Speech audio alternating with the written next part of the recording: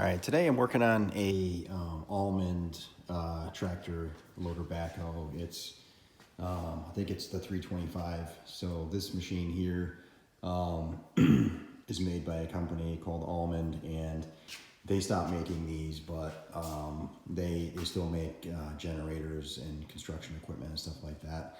These machines come set up either with a Kohler or a Kubota diesel, and the most popular one you'll see is the Kohler 25 horsepower motor in these. And honestly, these machines for the money are just amazing. The lift on these on the loader is rated for 2,000 pounds, and the backhoe can dig about 9 feet, and the lift on that is really high as well. So you've got a machine like this in Allmand that can pretty much outlift and outdig most tractors in its class, right? So it's definitely a smaller machine, but for its size, it is really powerful. And these machines were really popular back in early 2000s for the rental yards. They would buy these machines, buy a couple, and they'd rent them out, and then they would sell them after 5 or 6 years.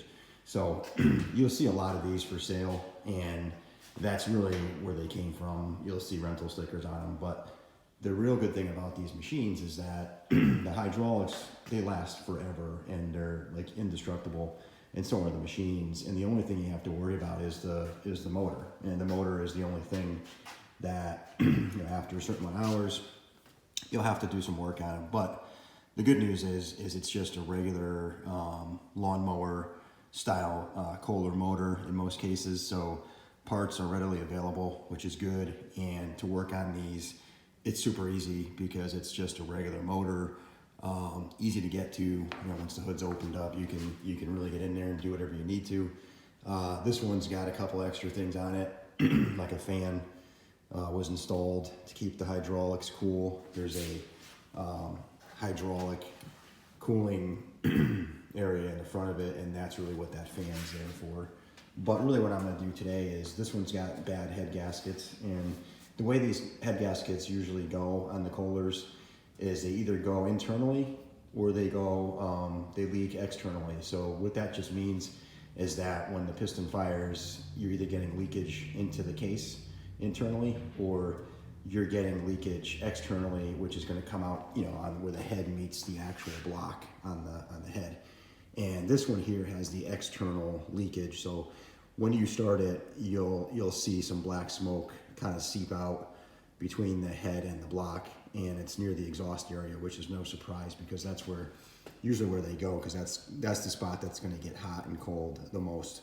So this one's got a bad gasket, definitely on the left side, but it's probably either got a bad gasket internally or shortly, behind the left side on the right side as well. So I'm going to do both sides. But what you want to keep in mind, I'm going to show you the kit that you want to get. You can get these head gaskets online.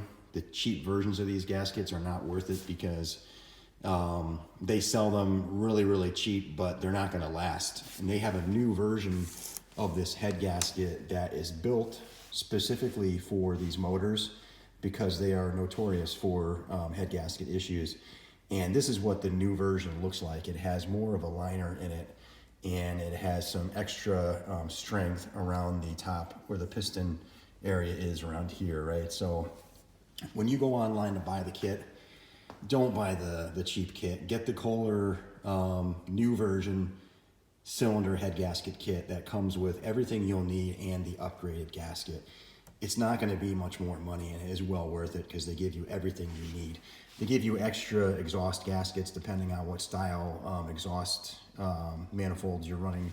So you're going to get some extra gaskets and washers and O-rings perhaps that you don't need.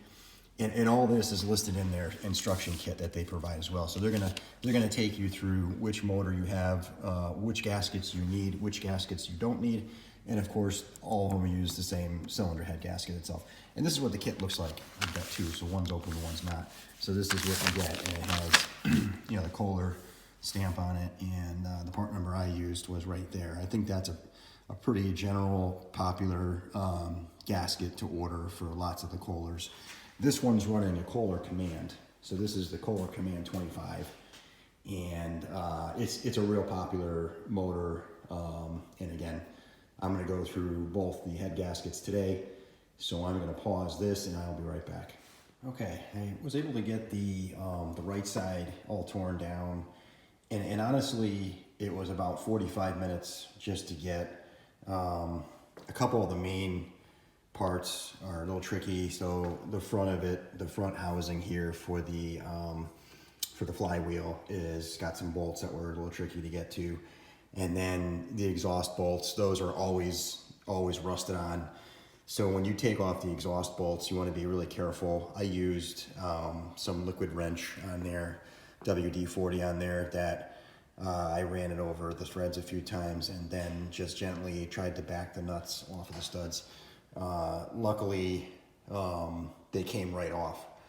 But that's not always the case. I've seen them where you just can't get the nut on the exhaust manifold off the stud, right? It's on there for 5-10 years and no one's changed the exhaust or had to do the head gaskets, so it's the first time. But if that is the case, to get the nuts off the exhaust manifold bolts or studs, what you want to do is just heat them up with a torch, just a regular plumbing torch, nothing crazy, and hit it with liquid wrench.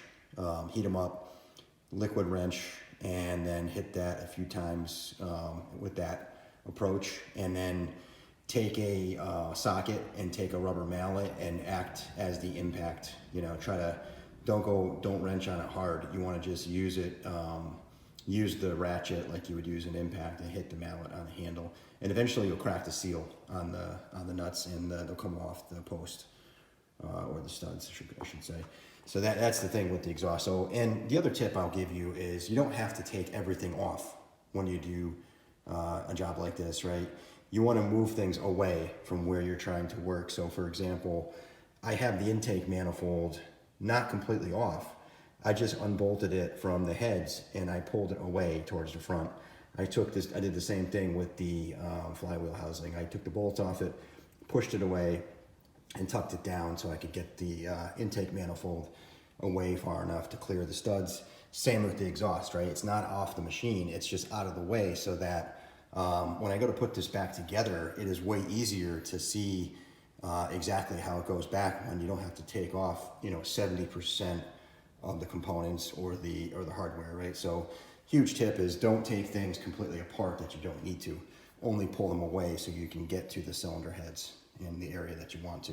So this one here I thought wasn't blown, but it is too. It's got an external leak and you can see it if I go a little closer. It's going to be right there.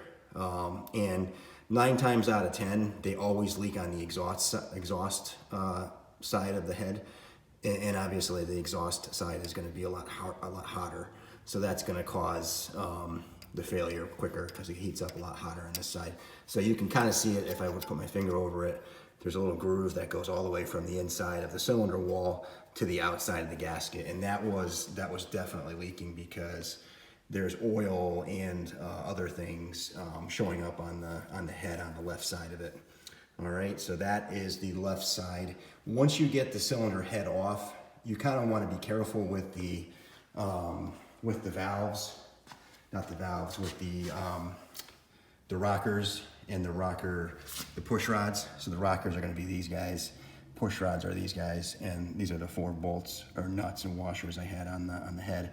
Take them off in exactly the order so that when you put them on, they are in the exact same spot.